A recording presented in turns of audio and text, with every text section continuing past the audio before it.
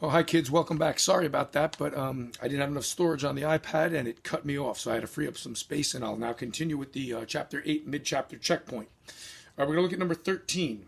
And 13 says, Ella is making 3 batches of banana milkshakes. She needs 3/4 of a gallon of milk for each batch. Her measuring cup holds 1/4 of a gallon. How many times will she need to fill the measuring cup to make all 3 batches of milkshakes? Okay, well, what we want to look at first, we want to look at one batch at a time. And we know that she needs 3/4 of a gallon of milk for each batch. So she needs 3/4 of a gallon for one batch. Okay, now we also know that her measuring cup holds only 1/4 of a gallon. So if her measuring cup holds only 1/4 of a gallon, we want to figure out how many times will she need to fill the measuring cup to make 3 batches. Well, let's look at one batch first. We know that one batch needs 3/4 of a gallon. Her measuring cup is only 1/4. So let's see how many times she has to fill that cup for just one batch. Well, if we know it's 1/4, and we know that we need a numerator of 3, what are we going to multiply by? We're going to multiply 3 times 1/4. And that will give us 3/4, which is, in a way, the same thing as saying 1/4 plus 1/4 plus 1/4, which also equals 3/4. Right? Now, that's for one batch. So this is batch number 1.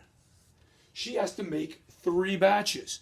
So basically you would do this same thing 3 times. So if we look at it here, 3 times 1/4, and we wanted to do it again, it would be 3 times 1/4 again, which equals 3/4. That's our second batch. She wants 3 batches. Batch 3, same deal. 3 times 1/4, that equals 3/4.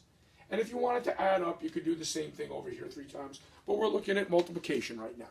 Okay, so what we look at now, look to your left, our whole numbers. Add them. 3 plus 3 plus 3 equals 9. And guess what? That's how many times she would have to fill the measuring cup, which is only 1/4 of a cup, to make 3 batches of milkshakes. Okay? And I'll move the camera closer to you so you can maybe see that a little bit better. Sorry, kids, that this isn't the greatest stuff in the world, but I'm not used to doing this. But there you go. Okay, there's what the problem looks like. And the answer is 9. Okay, let's move on to the next problem. Okay, the next one, number 14, says,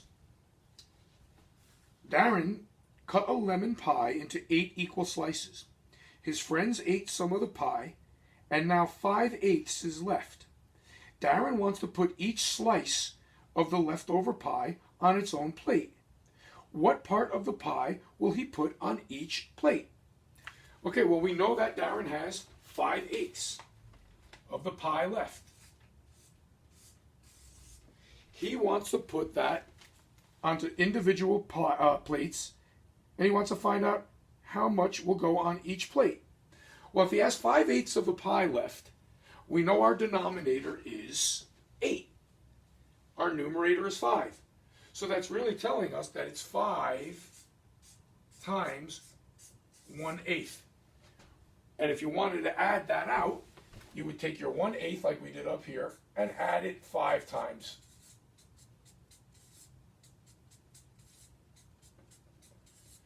And that would be 1, 2, 3, 4, 5/8, which is just like saying 5 times 1/8. And each pie part is 1/8, our unit fraction. So if he has 5/8 and he wants to put a part on a separate plate, each part on a separate plate, he will take 1/8 5 times. So your answer is 1/8 of the pie will go on each plate. Okay? And that is number 14. And our last one here, number 15. Beth is putting liquid fertilizer on the plants in 4 flower pots. Her measuring spoon holds 1/8 of a teaspoon. The directions say to put 5/8 of a teaspoon of fertilizer on each pot. How many times will Beth need to fill the measuring spoon to fertilize the plants in 4 pots? Okay, let's take a look at what we know. She has 4 flower pots. Her measuring spoon holds 1/8 of a teaspoon. And it says to put 5/8 of a teaspoon in each pot. So basically that's like saying take 5, once again, 5, and multiply that times 1/8, just like we did up here. All right? Just like we did up there. Almost the same exact problem here. Okay? And now basically she wants to fill up 4 pots. Okay? So if one pot would take 5, we have 4 pots. 5 times 4 equals 20. And that's basically how you would solve that problem. Okay? Just read it over carefully. Look what we did. She will need to fill her measuring spoon 20 times to fill up the 4 pots, because it's going to take 5 times for each pot. And there's 4 pots. So let me bring that a little closer for you so you can see a little bit better. There you go. And I hope that made things a little easier for you with this mid-chapter checkpoint. Like I said, make sure you keep doing your work. Some of you, like I said, are not handing in all the assignments, and it can affect your grade. Okay? Hope you had a good brain break today. I hope you had fun with that for the first time. We're going to be doing that on Fridays. And have a great weekend. And I will talk to you all sometime next weekend. And I'll have a new song ready for you for Metal Math. Okay? So long, everybody.